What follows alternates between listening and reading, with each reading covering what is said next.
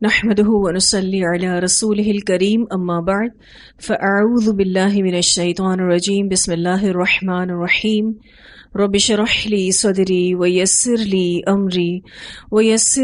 أمري واحلل عقدة من لساني يفقهوا قولي رب زدني علما اللهم فقهنا في الدين اللهم إنا نسألك حبك وحب من يحبك والعمل الذي يبلغنا حبك اللهم ارزقنا اخلاص الہی آمین۔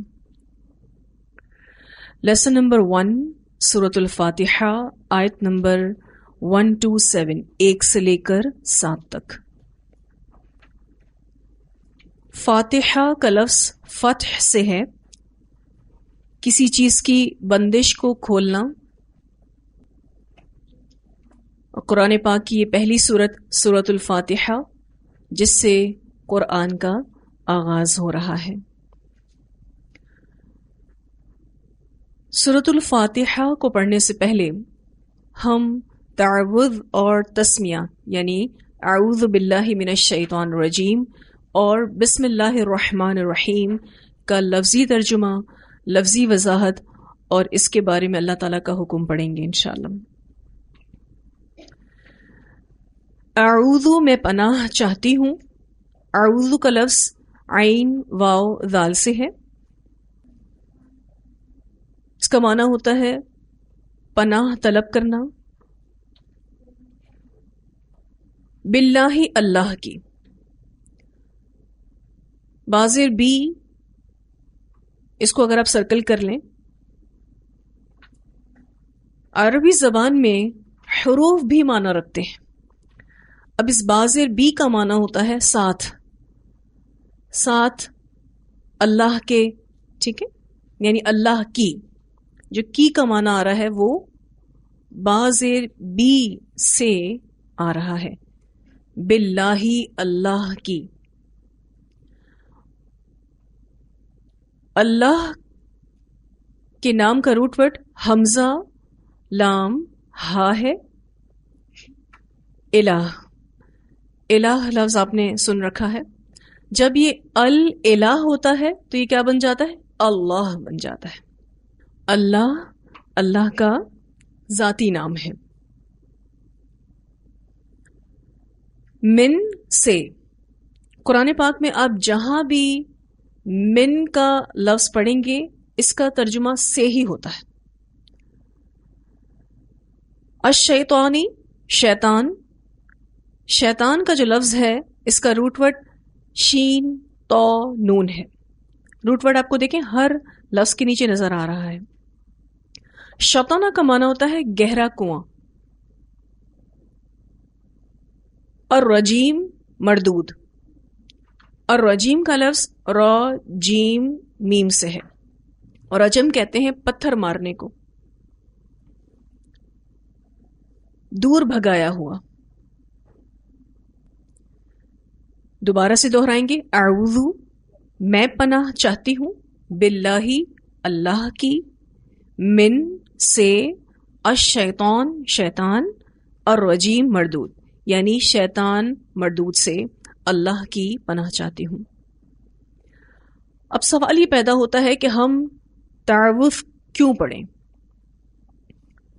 قرآن کریم کی تلاوت شروع کرنے سے پہلے اعوذ باللہ من الشیطان الرجیم پڑھنا اللہ کا حکم ہے۔ اللہ سبحانہ تعالیٰ فرماتے ہیں سورۃ النحل آیت نمبر 98 میں، فَإِذَا قَرَأْتَ الْقُرْآنَ فَاسْتَعِذْ بِاللَّهِ مِنَ الشَّيْطَانِ الرَّجِيمِ۔ جب آپ صلی اللہ علیہ وسلم قرآن پڑھنے لگیں تو شیطان مردود سے اللہ کی پناہ طلب کیجیے۔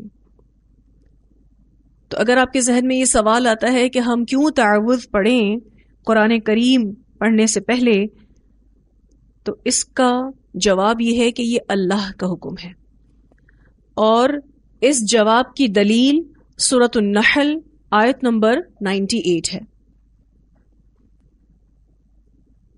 یہ تو ظاہر ہے کہ پناہ کسی نقصان پہنچانے والی چیز یا دشمن سے درکار ہوتی ہے، اور ایسی ہستی سے پناہ طلب کی جاتی ہے جو اس نقصان پہنچانے والی چیز سے زیادہ طاقتور ہو. تو ہم اللہ کی پناہ چاہتے ہیں. اللہ سب سے بڑا ہے، اس کی طاقت سب سے بڑی ہے. ہم اللہ کی پناہ طلب کریں تاکہ ہم قرآن کو فوکسلی پڑھ سکیں. دوسری وجہ اس کی یہ ہے کہ شیطان دوران قرآن تنگ کرتا ہے، وسوسے ڈالتا ہے اور غیر محسوس طور پر انسان کی فکر پر اثر انداز ہوتا ہے. لہذا یہ دعا دراصل قرآن کی تلاوت کے دوران تمام وسوسوں سے بچنے کے لیے ہے اور قرآن سے ہدایت حاصل کرنے کے لیے ہے. جب بھی آپ اس دعا کے ساتھ قرآن پڑھیں گے تو انشاءاللہ شیطانی وسوسوں سے بچ جائیں گے اور قرآن سے ہدایت پائیں گے. تو دوسری وجہ پھر یہ ہوئی کہ شیطان دوران قرآن تنگ کرتا ہے، وسوسے ڈالتا ہے، اسی لیے ہم سب کو چاہیے کہ ہم اللہ کی پناہ طلب کریں. یہ دعا الحمدللہ اللہ سبحانہ تعالیٰ نے یہ ہمیں سکھائی ہے اور اس کے پڑھنے کا بھی حکم اللہ تعالیٰ نے ہی دیا ہے. احادیث صحیحہ سے اور بھی بہت سے ایسے کام ثابت ہیں جس کو کرنے سے پہلے شیطان کے شر سے پناہ الہی طلب کرنا چاہیے. میں اس کو مختصراً آپ کو بتا رہی ہوں، لیکن ہر اس کام سے پہلے اللہ کی پناہ طلب کرنی چاہیے. یہ بات احادیث صحیحہ سے ثابت ہے. جیسے کہ نماز شروع کرتے وقت اللہ کی پناہ طلب کرنی چاہیے، پھر غصے کے وقت، پھر بیت الخلاء میں داخل ہوتے وقت، شوہر بیوی جب مباشرت کرے، جب شوہر بیوی فزیکل ریلیشن کرنے والے ہوں تو بھی شیطان کے شر سے بچنے کے لیے اللہ کی پناہ طلب کی جانی چاہیے، اور یہ بات بھی احادیث سے ملتی ہے. پھر کسی وادی یا منزل پر پڑاؤ کے وقت بھی اللہ کی پناہ میں آنا چاہیے. کسی جگہ آپ گئے ہیں تو حدیث سے دعا ملتی ہے کہ اس کو پڑھنا چاہیے تاکہ ہم اللہ سبحانہ تعالیٰ کی پناہ میں آ جائیں. پھر مسجد میں داخل ہوتے وقت اللہ کی پناہ میں آنا، اسی طرح سے مسجد سے نکلتے وقت اللہ کی پناہ طلب کرنا، نماز میں شیطانی وسوسوں کے وقت اللہ کی پناہ طلب کرنا، پھر بچوں کے لیے اللہ کی پناہ طلب کرنا. صبح و شام کی دعاؤں میں بھی یہ دعا ملتی ہے کہ شیطان کے شر سے ہم اللہ کی پناہ مانگیں. پھر موت کے وقت شیطانی حملے سے اللہ کی پناہ چاہنا. یہ جتنی بھی باتیں میں نے آپ کو بتائی ہیں، ان سب اوقات میں شیطان کے شر سے بچنے کے لیے اللہ کی پناہ طلب کرنی چاہیے، اور سبھی کے بارے میں احادیث صحیحہ ملتی ہیں. پھر بسمی ساتھ نام اللہ ہی اللہ کے، الرحمانی جو بہت مہربان ہے، الرحیم بار بار رحم فرمانے والا ہے. بسمی میں آپ دیکھ رہے ہیں شروع میں پھر حرف با آ رہا ہے، اس کو اگر آپ سرکل کر لیں،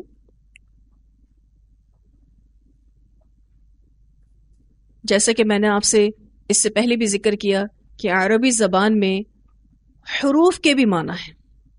کچھ حروف ایسے ہیں جو باقاعدہ معنی رکھتے ہیں. تو بازر بی کا معنی ہوتا ہے ساتھ. پھر اسمی، اسمی کا روٹ ورڈ سین میم واو ہے، سمو. اسم نام کو کہتے ہیں، یعنی جس سے کسی چیز کی ذات کا پتہ چلے. اللہ ہی اللہ کے، اب اس کو دوبارہ ایکسپلین کرنے کی ضرورت نہیں ہے. پھر الرحمن، اور رحمان کا جو لفظ ہے اس کا روٹ ورڈ ہے را حا میم. رحمان مبالغے کا صیغہ ہے، یعنی بے حد مہربان، بہت زیادہ مہربان، شفقت اور رحمت سے بھرا ہوا.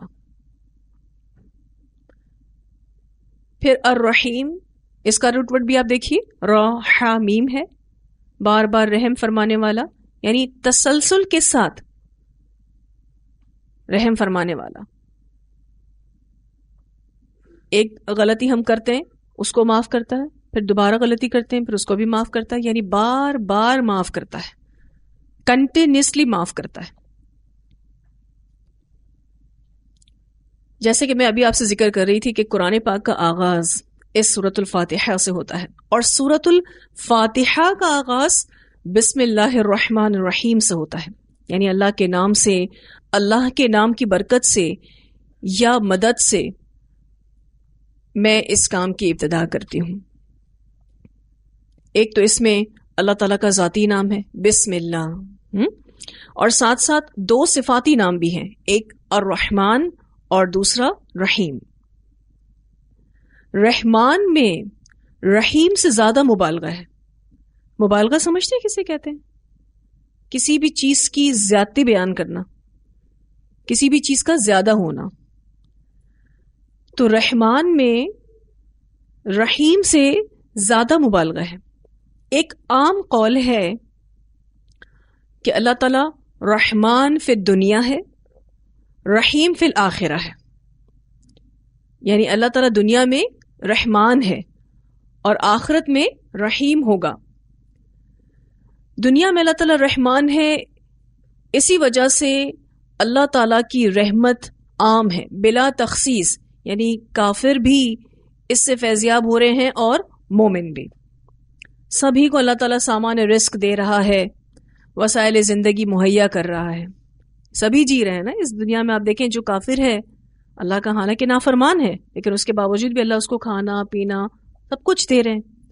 تو اسی لیے اللہ تعالیٰ رحمان فی الدنیا، بہت زیادہ مہربان، بہت زیادہ شفقت اور محبت کے ساتھ عطا کرنے والا. لیکن آخرت میں اللہ تعالیٰ صرف اور صرف رحیم ہوگا، یعنی اس کی رحمت صرف مومنوں کے لیے خاص ہوگی. اس بات کا ذکر خود اللہ تعالیٰ سورۃ الاعراف آیت نمبر 156 میں فرماتے ہیں وَرَحْمَتِي وَسِعَتْ كُلَّ شَيْءٍ فَسَأَكْتُبُهَا لِلَّذِينَ يَتَّقُونَ وَيُؤْتُونَ الزَّكَاةَ وَالَّذِينَ هُمْ بِآيَاتِنَا يُؤْمِنُونَ. اللہ کی رحمت ہر چیز پر چھائی ہوئی ہے. ان قریب اللہ تعالیٰ اس کو لکھ دے گا ان لوگوں کے لیے جو تقوی اختیار کرتے ہیں، جو زکوٰۃ دیتے ہیں اور جو اللہ کی آیات پر ایمان لاتے ہیں. یعنی کل قیامت کے دن اللہ تعالیٰ صرف اور صرف مومنین کے لیے رحیم ہوگا، یعنی اللہ کی رحمت صرف اور صرف تقوی والوں کو ہی نصیب ہوگی. لیکن دنیا میں کافروں کو بھی اللہ تعالیٰ کھانا پینا سب دے رہا ہے. احادیث میں بھی نبی اکرم صلی اللہ علیہ وسلم نے اللہ کی رحمت کو بڑی وضاحت سے بیان کیا ہے. جیسے سیدنا ابو ہریرہ رضی اللہ تعالیٰ عنہ سے مروی ہے ایک حدیث میں آپ صلی اللہ علیہ وسلم نے فرمایا کہ جب اللہ تعالیٰ نے مخلوق کو پیدا فرمایا تو لوح محفوظ میں لکھا جو اس کے پاس عرش کے اوپر ہے، بے شک میری رحمت میرے غضب پر غالب ہے. اسے بخاری نے روایت کیا ہے. جب اللہ تعالیٰ نے مخلوق کو پیدا کر دیا تو پھر اللہ سبحانہ تعالیٰ نے اپنی رحمت کو اپنے غضب پر غالب کر دیا. اللہ کی رحمت بہت ہی وسیع ہے. بخاری کی روایت میں آتا ہے سیدنا عمر بن خطاب رضی اللہ عنہ سے مروی ہے کہ نبی اکرم صلی اللہ علیہ وسلم کے پاس کچھ قیدی آئے. ان قیدیوں میں ایک ایسی عورت بھی تھی جس کے پستانوں سے دودھ بہہ رہا تھا، یعنی وہ فیڈنگ مدر تھی تو اس کے بریسٹ فل ہو گئے تھے اور دودھ باہر نکل رہا تھا. جب وہ قیدیوں میں سے کوئی چھوٹا بچہ دیکھتی اسے پکڑ کر سینے سے چمٹا لیتی اور دودھ پلانے لگ جاتی. نبی اکرم صلی اللہ علیہ وسلم نے اسے دیکھ کر فرمایا اترون هذه طارحة ولدها في النار، تمہارا کیا خیال ہے کیا یہ عورت اپنے بچے کو آگ میں پھینک دے گی؟ ہم نے کہا یعنی صحابہ کرام نے کہا نہیں، وہ طاقت رکھتے ہوئے بھی کبھی بھی خوشی سے اسے آگ میں نہیں پھینکے گی. تو آپ صلی اللہ علیہ وسلم نے فرمایا اللہ تعالیٰ اپنے بندوں پر اس سے کہیں زیادہ مہربان ہے جتنی یہ ماں اپنے بچے پر مہربان ہے. اسے بخاری نے روایت کیا ہے. یعنی اللہ سبحانہ تعالیٰ کی جو رحمت ہے وہ اتنی وسیع ہے، وہ اتنی محبت کرتا ہے اپنے بندوں سے کہ وہ نہیں چاہتا کہ اس کے بندے آگ میں جائیں۔ ایک اور روایت میں آتا ہے نبی اکرم صلی اللہ علیہ وسلم نے فرمایا کہ اللہ نے رحمت کے 100 حصے کیے، اس میں سے 99 حصے اپنے پاس روک لیے اور ایک حصہ زمین میں اتارا۔ اسی ایک حصے کی وجہ سے مخلوق باہم ایک دوسرے کے ساتھ شفقت اور مہربانی کا معاملہ کرتی ہے، حتیٰ کہ گھوڑا اپنا سم اپنے بچے سے اٹھا لیتا ہے کہ کہیں وہ اس کی زد میں نہ آ جائے۔ گھوڑا جب اپنے سم اٹھاتا ہے تو بڑے خیال سے زمین پر رکھتا ہے کہ کہیں اسی کا اپنا بچہ اس کے نیچے نہ آ جائے۔ تو یہ شفقت اور یہ محبت اس جانور میں بھی آئی ہے، کیوں؟ اللہ نے اپنی رحمت کا ایک حصہ اس دنیا میں اتارا ہے۔ مسلم کی روایت میں آتا ہے کہ اللہ تعالیٰ کی 100 رحمتیں ہیں، ان میں سے اس نے ایک رحمت جنوں، انسانوں، مویشیوں اور کیڑے مکوڑوں کے درمیان نازل کی ہے۔ اسی ایک رحمت کی وجہ سے یہ سب باہم ایک دوسرے کے ساتھ نرمی اور شفقت اور رحم و کرم کرتے ہیں، اور اسی وجہ سے وحشی جانور بھی اپنے بچے کے ساتھ شفقت سے پیش آتا ہے۔ اور 99 رحمتیں اللہ تعالیٰ نے اپنے پاس روک رکھی ہیں جن کے ذریعے وہ قیامت کے دن اپنے بندوں پر رحم کرے گا۔ تو یہ اللہ کی رحمت ہے جس کی وجہ سے اس دنیا میں لوگ ایک دوسرے کے ساتھ نرمی، شفقت اور رحم و کرم سے پیش آتے ہیں، یہاں تک کہ ایک وحشی جانور جو بذات خود وحشی ہے لیکن اپنے بچوں کے ساتھ شفقت برتتا ہے۔ تو اللہ سبحانہ تعالیٰ کے 2 یہ صفاتی نام تسمیہ میں آتے ہیں، الرحمن الرحیم۔ پھر بسم اللہ کے بہت سے فضائل احادیث صحیحہ سے ثابت ہیں۔ رسول اللہ صلی اللہ علیہ وسلم نے فرمایا، بسم اللہ میں اللہ کا ذاتی نام ہے۔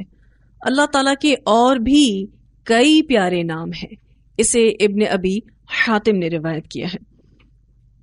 یعنی بسم اللہ کی اسپیشلٹی اس اعتبار سے بھی ہے کہ اس میں اللہ تعالیٰ کا ذاتی نام ہے، ویسے اللہ تعالیٰ کے اور بھی کئی پیارے پیارے نام ہیں۔ اور کتنے نام اللہ تعالیٰ کے آپ جانتے ہیں؟ 99 نام جانتے ہیں۔ اس کے علاوہ قرآن پاک میں اور بھی بہت سارے نام اللہ تعالیٰ کے آئے ہیں۔ ایک اور روایت میں آتا ہے، اسامہ بن مالک رضی اللہ تعالیٰ عنہ کہتے ہیں کہ ایک دن میری اونٹنی کا پاؤں پھسلا، میرے منہ سے بے ساختہ نکلا، شیطان غارت ہو۔ تو آپ صلی اللہ علیہ وسلم نے فرمایا، یوں نہ کہو، اس سے شیطان خوش ہو جاتا ہے اور کہتا ہے میں نے اپنی طاقت سے اسے گرایا ہے۔ اس کے بجائے بسم اللہ پڑھ لینے سے وہ مکھی کی طرح ذلیل ہو جاتا ہے۔ اسے مسند احمد نے روایت کیا ہے۔ مثلا کہیں پیر پھسل جاتا ہے آپ کا، کوئی بچہ گر جاتا ہے، کوئی چیز ٹوٹ جاتی ہے، کوئی نقصان ہو جاتا ہے، کیا پڑھنا چاہیے؟ بسم اللہ۔ اس سے یہ ہوگا کہ شیطان مکھی کی طرح ذلیل ہو جاتا ہے۔ لیکن اگر کوئی اس بسم اللہ کی جگہ یہ کہے شیطان غارت ہو، تو شیطان خوش ہوتا ہے، دیکھو میں نے اپنے پاور سے اس کو یہ نقصان پہنچایا۔ اب کبھی بچہ گر جاتا ہے اور کوئی ماں علم رکھتی ہو اور کہے بسم اللہ، تو لوگ کہتے ہیں کہ بسم اللہ سے تو اور برکت ہوتی ہے، تو کہیں ایسا نہ ہو کہ بچہ پھر بار بار گرتا رہے۔ تو ایسا نہیں ہے، وہ علم رکھنے والی ماں ہے، اس کو پتا ہے کہ نقصان پر بھی کیا کہنا ہے؟ بسم اللہ کہنا ہے۔ مسلم کی روایت میں آتا ہے، بسم اللہ پڑھو، اپنے دائیں ہاتھ سے اور اپنے آگے سے کھاؤ۔ یعنی احادیث سے کچھ ایسے کام بھی ہمیں پتہ چلتے ہیں کہ جس کی شروعات میں بسم اللہ کہنی چاہیے، اور اس میں کھانا بھی ہے کہ جب آپ کھا رہے ہوں تو آپ نے بسم اللہ پڑھنا ہے، دائیں ہاتھ سے کھانا ہے اور اپنے آگے سے کھانا ہے۔